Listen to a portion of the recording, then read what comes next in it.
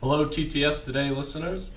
Today we are going to be going through product pricing 1 through 10 as well as how to import customer special pricing. So first we're going to go through how to import prices 1 through 10 using the column pricing. So first I'm just going to go through and take a look at the prices that we have for my favorite vendor. So first we'll go to product, and check inventory is always a quick way to check pricing. It'll just take a second to load, and we'll scroll down to Gravity Industries.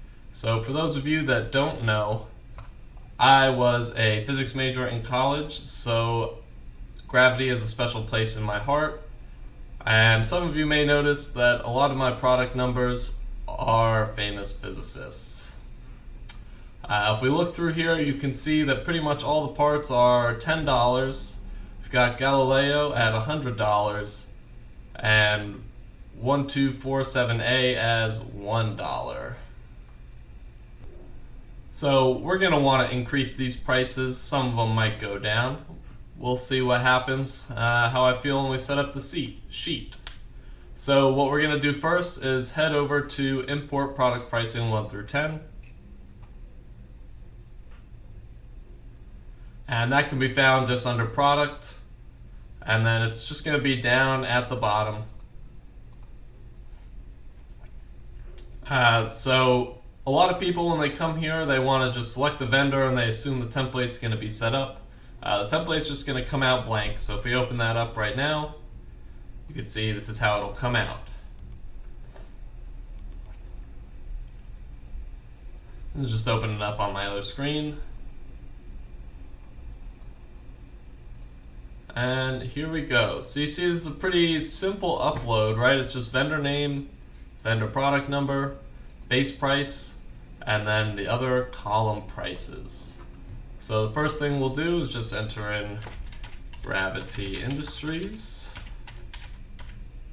And so one thing you'll want to note is that this vendor name does need to match exactly what you have in the system. So if you just put in Arlington, but your system says Arlington Industries Inc., it's not going to upload properly. Next, the vendor product number. You do want that to match the vendor product number. That should be fairly straightforward. And then the prices, you just want those to be numbers. And hey, would you look at that? I filled out the sheet in about 2 seconds. Obviously I cut the recording and just jumped back to it being a complete sheet. But you can see now that these prices that were mostly $10 and $100 are now different prices for the base price. The column price 2 is a little bit different from that, and column price 3 is also a bit different from that. We do have all of our vendor product numbers entered in, and we have my vendor name entered in exactly how it is in the system. Now the next thing you'll want to note is when you go to save this before importing. You want to make sure that you save it somewhere other than your downloads. I'm not totally sure why, but it always seems to give you an issue when you try and upload it. And also you're going to want to try and change the save name. A lot of people will save it as just the product import price template. It's not going to accept that.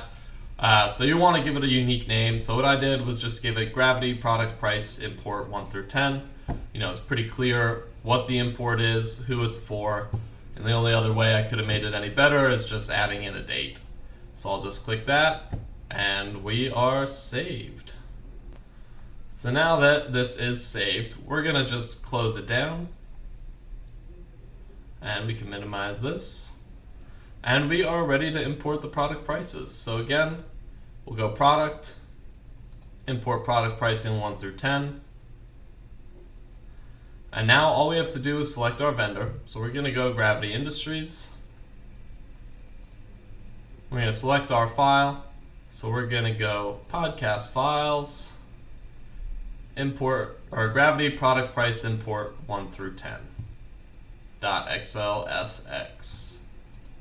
That is something else I want to add. We do accept the .xls, but usually Excel is just going to default to the XLSX. I know on the TTS side, a lot of them require it to be .xls, but that's not so important here. The extra X is fine. So we're just going to hit submit. And you'll see that this moves into the active job section. So that just means, it's uploading into the system, and it's just going to take a couple minutes to process. And I'm going to go take a quick break, grab a cup of coffee, and when I come back, I'm sure it'll be in recent jobs. Alright, and I'm back. I got my cup of coffee, my special cow mug, and we could see that now this file is down in the recent jobs. So we can see it's got the total records is 5, the success count is 5. So that's something that's good to take a look at. When you go to import, it'll let you know how many total records it read and how many went in. So if you see that the success count doesn't match total records, you know that you might need to take a look at the file again and see where it went wrong. We do have a pretty easy way to see what products exactly went wrong. You can just hit this download results button right here. And when you open that up,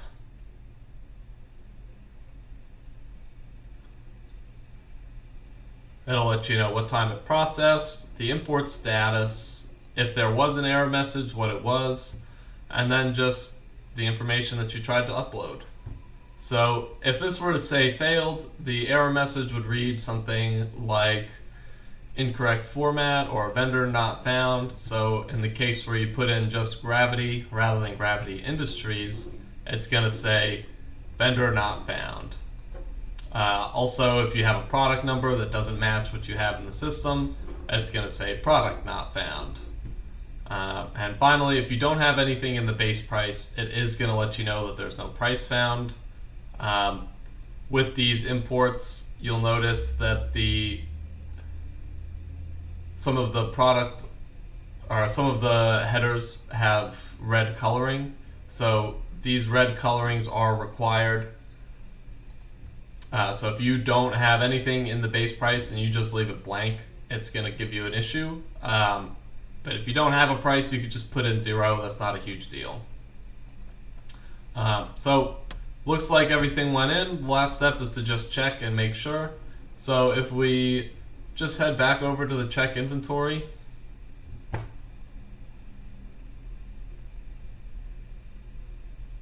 and we select Gravity again,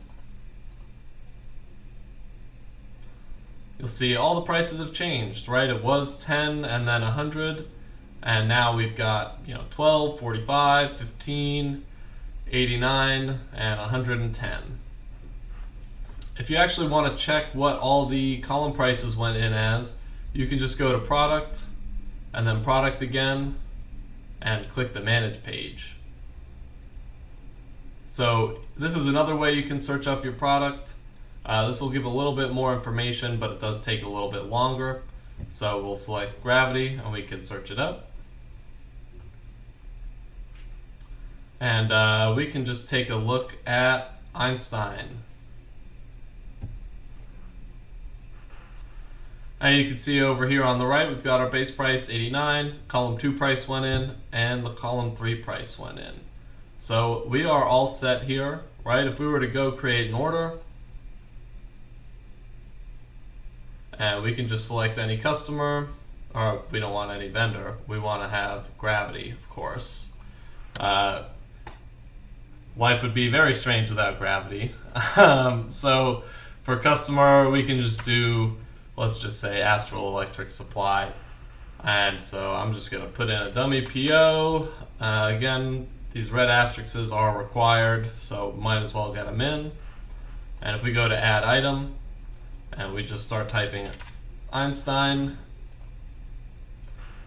you can see that base price defaults to 89, but we can click the drop down and you'll see that it does have the other prices listed.